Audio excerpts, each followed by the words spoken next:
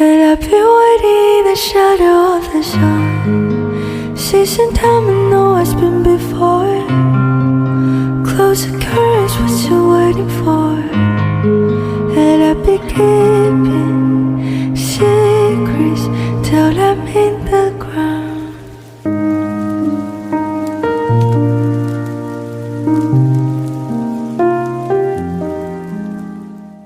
Nurgun dostlar, o'zingizlar ota-onangizlar bo'lgan munosabatning yaxshi bo'lmayotganligi. Garchi yaxshilayman desam, bir xil urushib kelayotgan. Bunday bo'lgan vaqtda kesib til so'zsak, kallisda munosabatni yaxshilashni o'ylasimi, biroq badanda bir xil qarshilik bordi, konju bordi. Bu xuddi ota-onalar bola o'tirsida bir-birini yaqinlashtirayotgan bir mixvodekda yaqinlashay desizlar mix bordi. Şuna biz muş qatımlıq zopinsimizdə muşni hal qılmaqçı. Ata-onalar bola o'tirishga munosabatni yaqinlashish uchun, haqiqiy yaqinlashtirish uchun yag'anliqqa biomen shangda emasda, yuzak bir ko'rinishda emas, haqiqiy yaqinlashtirish uchun chuqur bularni yaqinlashtirmayotgan ash mixni elib o'tishga to'g'ri keladi. Bu mixni elib o'tish uchun bu mixni ko'rishga to'g'ri keldi. Biz nurg'un masalarimizning yiltizini ko'rgan vaqtda Allabırın bu meseleni biz 50, 60, 70 bir səhəl qıyğan olmamız deyil. Bu mıx dəl nimə deyəndə bədəndəki bir xil əslimədə, yəni bədəndəki ballardakı ata-ana bolğan açıq və narazılıq dəl muşu mıqqa vəkillik qıldı. Gerçi nurgun adam bunu mingisdə əsləyənməgən bilən bədəni bunu əslab aldı deyən gəp. Yoki bəzilər mingisdə əsləyəliydi. Onu boldu qılıb işini, keçirishini oylasımı, biroq bədən onu təxə to'liq kechirib o'tishga, to'liq bo'ldi qilib o'tishga unmay turib oldiga bo'ladi. Shunga yaqinlashayman bo'ldi, yaqin bir o'tay deb shundoq yaqin munosabat o'tishni o'ylashim badanda bu xil konjuchu kuchaydiki ojizlamaydi degan gap. Shunga biz oldi bilan mushkil norozilik va ochiqning yiltizning oriq ko'rinish, psixik oriq ko'rinishni ko'rib chiqishimiz kerakda.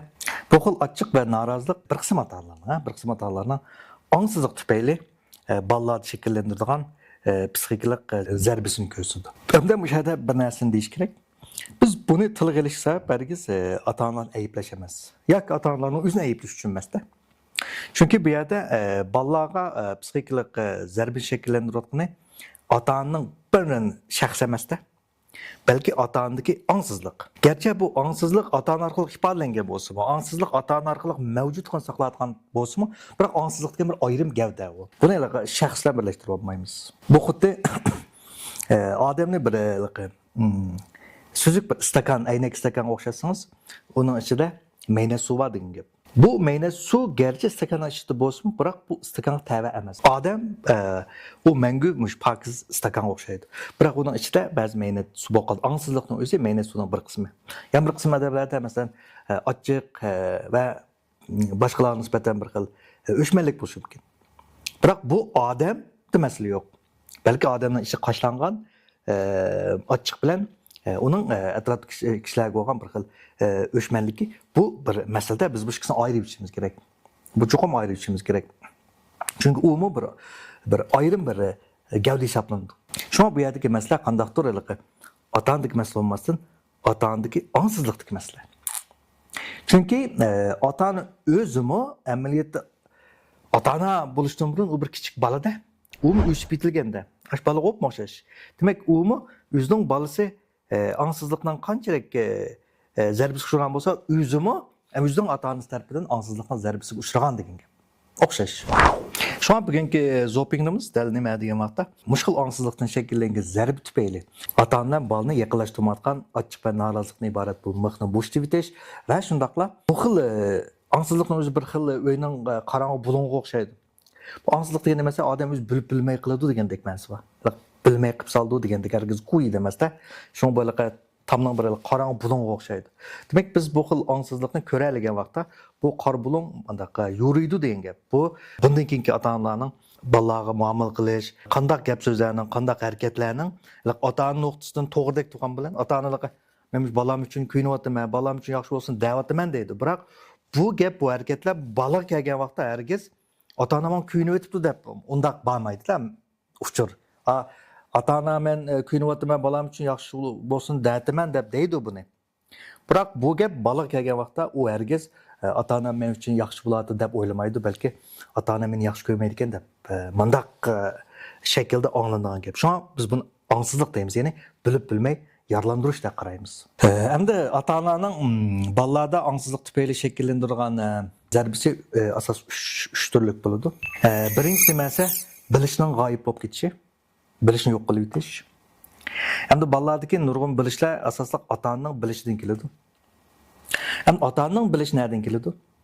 Angsiz odam angsiz holatda, ya'ni angsiz ota-onalarda ularning bilishlari ularning subyektiv hissiyotining ta'siriga uchraydi. Bu deganlik ular bir narsalarni baholaganda, yaxshi yomon deb bundaq baholagan vaqtda ular bu xil yaxshi yomonni o'zining subyektiv hissiyoti bo'yicha belgilaydi degan gap. Masalan, bir odam uchun bu yoqda bir tilamchi bor, bu yoqda bir boy odam bor desak, tilamchi bu odamda yaxshi hissiyat paydo qildi. Subyektiv hissiyoti degan yaxshi hissiyat nima qiladi deganda, u tilamchini ko'rganda o'zining uningdan bir xil ustunlik tuyg'usi tufayli yaxshi hissiyat paydo qildi. Masalan, bayroq odamni ko'rgan vaqtda bu odam buningda nachar hissiyat paydo qildi. Demak, bu xil subyektiv hissiyoti degan nachar hissiyat tufayli uni açıqlab uni nachar odam deyish mumkin-da. Natijada bu ota-onada tilamchi nisbatan his tashlab, bayroq odam nisbatan bir o'chmanlik shakllanishi mumkin-da. Demak, bu xil bilish butunlay xato bo'lgan bir xil bilishda. Demak, bu xil bilish bolalarga yetib kelgan vaqtda bolaning vujudida tabiiy qandaq bir hodisa shakllandi deganda, u bir xilliqi keyin cho'ng bo'lgan vaqtda boy bo'lishga tirishsimi, badanda bir xilliqi cheklan bordekcha uni tortib turayotgandek. Namratroq tursa, o'zini bir xil bexatar his qiladigan bir xil g'alati hodisa shakllandi degan. Ham dunyo bir kuzatuvchi, odam bir kuzatuvchi. Biz dunyoda qanday kuzatsak, dunyo bizning kuzatishimizga moslashib turadi. Masalan, siz dunyoda yaxshi odamlar, nachar odamlardan ko'p desangiz, to'g'ri chiqaveradi. Dunyo shu bo'yicha sizga moslashib turadi degan gap. Unda o'ylamay, sizda nachar odam la yaxshi odamlardan jiq desangizmi, dunyo shu bo'yicha moslashib turadi. Yoki dunyoda bir yaxshi odam yo'q desangizmi, to'g'ri chiqaveradi. Sizga sap shundaq nachar odamlar holatda moslashib turadi. Agar dunyoda bayatimiz degandek, Pokiston degandekchi nachar odam yo'q, yaxshi odamlar bor desangizmi, dunyo yana sizga moslashib turaveradi degan gap. Demak, ota-onalardagi bu xil subyektiv hissiyot tufayli dunyo va odamlar to'g'risida yakunlab olgan xato bo'lgan bu ko'z qarashlari bolalar sinib kirgan vaqtda uning keyingi ijtimoiy aloqasi va yoki iqtisodiy taraqqiyotida zo'r darajada ta'sir kuchaydi degan gap. Bu xil ota-onalarning xato bo'lgan, biroq o'zi to'g'ri deb olgan bu xil bilishlari bolalarning bilishdagi o'zining ko'zi bilan dunyoni ko'rish, o'zining ko'zi bilan dunyoni bilish tiki tayinish nuqtasini g'oyib qilib degan gap. Demak, odam dunyoni o'zining subyektiv hissiyotidan iborat rangli ko'zoynak orqali kuzatadi degan gap. Natijada biz insonlar uchun eng muhim bo'lgan tasavvuri, bolalarning uchun eng kuchli tasavvur iqtidori yo'qolib ketadi. Tasavvur degan bizning 3-chi ko'zimiz emasmi? Masalan, mening o'g'lim kepinekni dengiz ostida uchadigan qilib rasm chizibdi-da. Bu tupiltiz elib aytgan vaqtda qat'iy xato emas. Gerçi kepinekning dengiz ostida o'zishi texi yuz berib boqgan hodisa bo'lganidan u yuz bermaydigan hodisa emas. Kelgusi yuz bermaydigan hodisa emas-da. Bu bir tasavvur. Men demak, bolamning bu xil bilishi, bu xil tasavvurni men o'zimning aloqa bundan burunda kepinek dengiz ostida yuz boqmaganlik uchun men bu xato desam to'g'ri bo'lmaydi. Mana bu biz ezikdigan yerda. Çünkü benim bu oğlum dünyanın özünün güzülen güzatı da o mening dünya doğrusidagi bilishimning ta'sir ushlamadi degan gap. Masalan, uning yozgan mashira qarab baxsak, o bir xilliqi insonlar o'rtasidagi tushunishdan shakllangan muhabbatni bir supurgi bilan buning o'rtasidagi munosabat orqali ifodalayapti. Demak, buning o'yining buning bilan supurgining o'zaro aloqasi orqali buni yaxshi bir tushuntiryapti-da. Masalan, mana shu yerda supurgini o'yining egisi faqat lozim bo'lganda aslaydi. Qolgan vaqt unutib qoldi uning mavjudligini deydi. Demak, men ата-анаңлыгы балык болган немесini түшүндүрүп атат да. Бу сүпүгүнү факат şu өйнүң булуңла көрөп турду дейт. Түшүндү дейт. Шуңа сүпүгө өзүн түшүндүгөн бу тамның булуңуны эң бехатар ойлап, шуның юлунуп bir xil хатыржам уxlaydı deydi. Biz insanlar üçün bizni yaxşı gördüğün adamның buluşu, yaxşı görmeydiğin adamның buluşu, yoki bizni hürmetleydiğin adamның buluşu, bu muhim emas. Bir adamның undaq adamlar bolmasın bulaverdi. Biroq chuqum uni tushundigan bir odam bo'lish kerak. Mana bu xil haqiqiy tushunish, haqiqiy tushunish odamning bir xil yolg'izlikdan iborat, qo'rqishdan shakllangan bir xil qorong'u yerdagi bir chiroq o'xshash, uni bir xil xotirjam qilib turdi degan gap. Ikkinchisi nima deganda xushallik paradoksiyasining shakllanishi. Xushallik paradoksiyasi degani mesela xushallik ziddiyati degan gap. Ya'ni bundaqla xushal bo'lanmaslik degan gapda. Bu nereden shakllandi degan vaqtda ko'pincha odamlar boshqalarni inkor qilmaslik uchun o'zini inkor qilishdan iborat. Ta'tir yashash mexanizmi tufayli shakllanganda. Bu nima degan gap deganda, nurg'un odamlar hayotida nurg'un tanlashlarni, nurg'un narsalarni tanlaganda hargiz iliqi buni men yaxshi ko'ramdim, men xohlamdim emas. Moshini men tanlasam, qarshi taraf yaxshi ko'ramdi, yaxshi ko'rmamdi.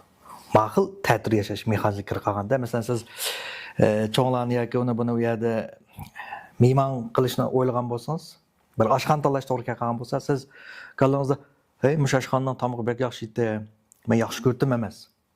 Mush oshxonni tanlasam yaxshi ko'ramu yoki oshxonni tanlasam yaxshi ko'ramu" deb qarshi tarafning yaxshi ko'rishini chiqish nuqtasi qilsiz degan gap. Demak, qarshi tarafning yaxshi ko'rmay qilishdan ansirab, ya'ni boshqalarni inkor qilishdan saqlanish uchun degan shuda, o'zingizni yaxshi ko'rish, yaxshi ko'rmasligini butunlay uni butunlay xuloya qilib, butunlay inkor qilyapsiz degan gap. Bu xil ta'tir yashash mexanizmi qanday shakllangan? Bir bola uchun olib aytganda, u ota-onasi yaxshi ko'radigan taraflarini qimmatiga deb qarab, ching tutib olib, şu taraflarını çıkarıp, atansı yaş görmeydiğin taraflarını bastırıyordu. Kıymeti yok da qaraydı. Tradiga dal müşahidin başlanğanda, məsəl müşahidin çıxdı. Çünki biz insanlarning, ata-onamiz yaxshi görmeydiğin nurg'un tarafları əməliyyatda biz insanlar üçün keyin taraqqiyotimizda bək muhim bo'lgan taraf hisoblanadi. Biroq siz bu tarafınızı allburun bastırıb etganligingiz uchun, keyin siz bu taraflarınız muhtoj bo'lgan vaqtda bu tarafınızı chiqarib olmaysiz degan. Mesela bir misal versek, mening balam ma'lum ishlarni yaxshi qilamasa, men xush bo'laman. Mening bu xil xushalligimni ko'rgan vaqtda yoki maqtig'inimni ko'rganda, mening balam ma'lum ishlarni yaxshi qilolmaydigan tarafini qimmati bor deb o'ylaydi. Bunday qilgan vaqtda bir ishlarni yaxshi qilolmaydigan tarafimi uning vujudida yashaydigan bir bo'shliq bor degan gap. Bizning bir ishlarni yaxshi qilolmasligimiz intayin muhim hesaplandı. To'limi muhim hesaplandı. Çünkü bu her bir ishni yaxshi qilishning bir pashtiqi hesaplandı. Agar sizning bir ishlarni yaxshi qilolmagan tarafingiz ota-ona tarafidan zarb uchraganda, tillashqa yoki bo'lmasa nachar baho uchragan vaqtda siz bu xil yaxshi qilolmagan tarafingizni bostirsiz. Natijada zamin ishlarni yaxshi qiladigan bir odamga aylanasiz degan gap. Bu mukammalparastlik qarab taraqqiy qilsiz. Birinchi siz hech qanday narsani yaxshi qilsangizmi, ko'nglingizda yaxshi bo'lmagandek his qilsiz. To'xtamay o'ylaysiz, to'xtamay shuncha qandoqlar deb bir charchaydigan bir holatga kirib qolsiz. Asta-asta bir ishlarni yaxshi qilolmaydigan tarafingizmi, ya'ni boshqa bir ishlarni yaxshi qilolmaydigan menmi sizga hujum qilishga boshlaydi. Qanday hujum qilishga boshlaydi deganda, bu xil ishlarni yaxshi qilolmaydigan tarafingizni kontrol qilish uchun siz mukammallik qarab, hamma narsani eng ko'ngildagidek eng yaxshi qilaman deb charchaysiz. Barbara qanday odamga aylanib qolsa, to'yanjin shakllandi. Shundan to'rdoshlar to'yanjin to'g'risida savol so'raydi. Amri to'yanjinning o'zi nima desa, bir ishlarni yaxshi qilolmaydigan tarafimizning bostiritilganligi tufayli shu tarafimiz to'yanjin shakllantirdi degan gap. Bu Barbara yana nima shakllandi? Yiyun shakllandi. Manshin yiyun. As xarakterlik yiyun shakllantirib qo'ydi. Ya'ni sizning bir ishlarni qilganingiz bor, ama bedniniz sidir qiyğizmaydı. Sizin jim to'g'izib oldi. Ya'ni sizdan shundoq bir ishlarni qilay deysiz, biroq bedningiz yo'l qo'ymay midirlayolmaysiz.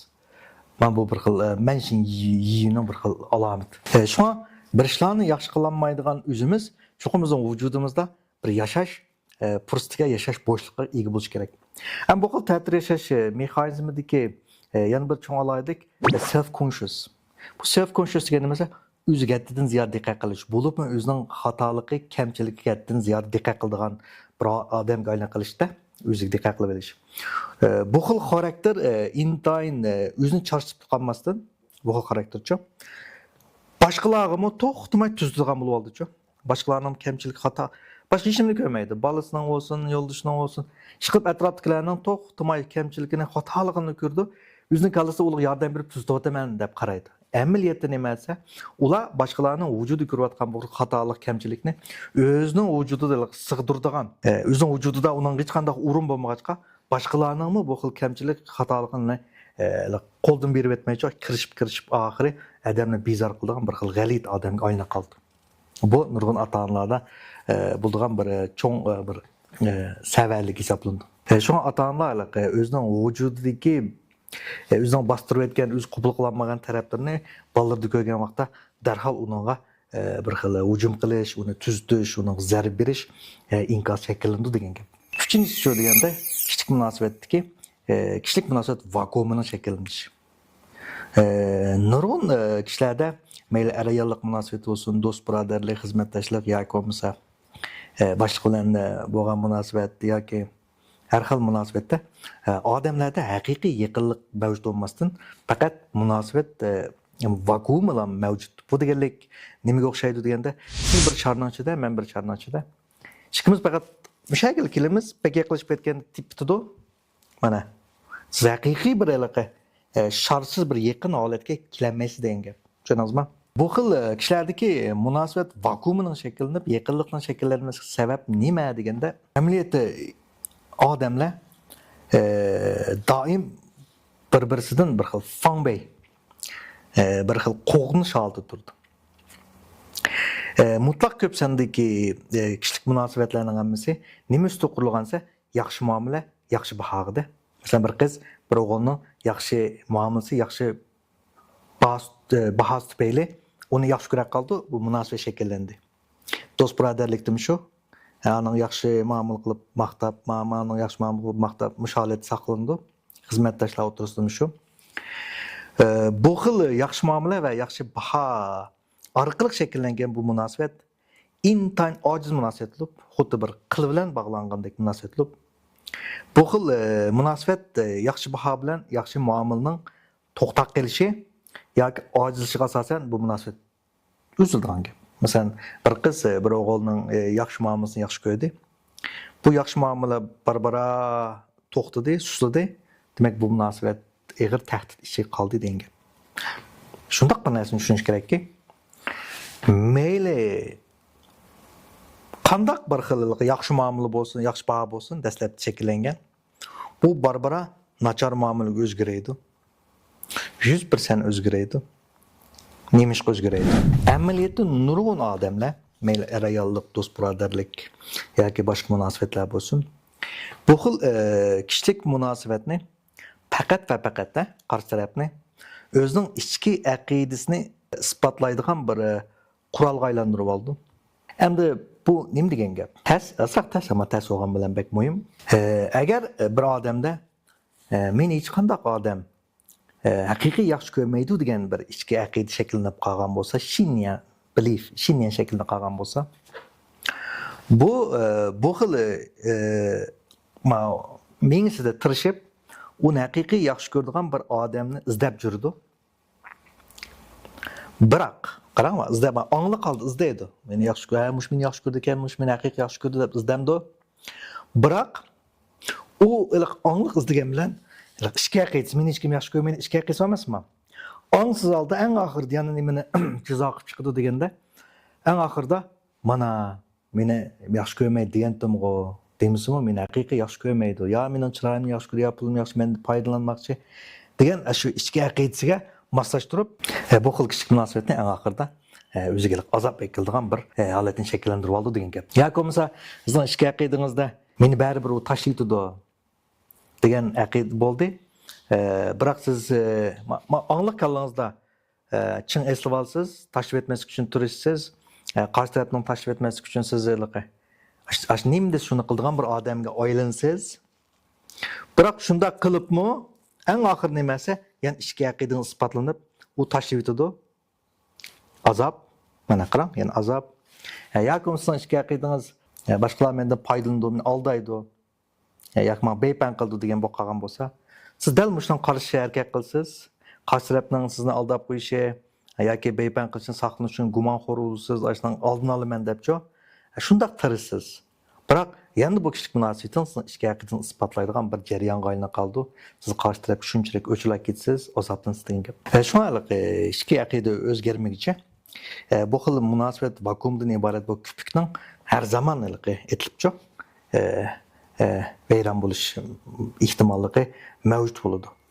Shunga bu xil ko'pincha bu xil yaxshi muomala, yaxshi bao bilan shakllangan bu xil ojiz kishilik munosabat tizla nachar baho, nachar muomala orqali bir o'chmanlik aylanib qoldi degan gap.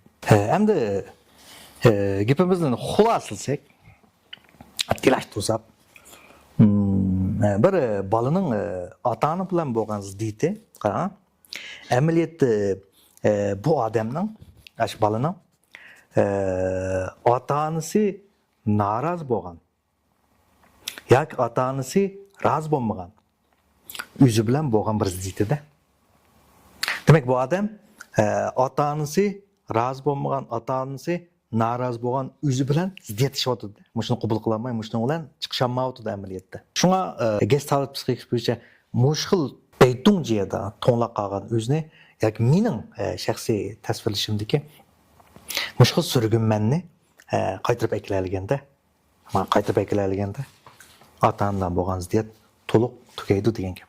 Shunga hamda bugungi shu zopingim orqali sizlarning ota-onalar bilan bo'lgan yaqinlik darajani yaqinlashib qolsa, ko'pinchaning mush zopingni olgandan keyin mening o'lchimimda faqat 30-40% yoki 50% deylik tushunalsa, bir xil o'zligidan nurg'un narsa o'zlikdan yuz bermagicha hammasi yolg'on. O'zlikdan yuz berganda haqiqatan bu rost chiqadi. Demak, bu xil yaqinlashish o'zlikdan yuz berib qolganda bir xil bularlaydi odamcha. Demak, bu zopingdan keyin shunday bir yaqinlik shakllandi. Agar shunday yaqinlik shakllanib qolsa, do'stlarning ota-onasiga mening salomimni yetkazib qo'yishini chin dilimda umid qilaman. Xo'sh.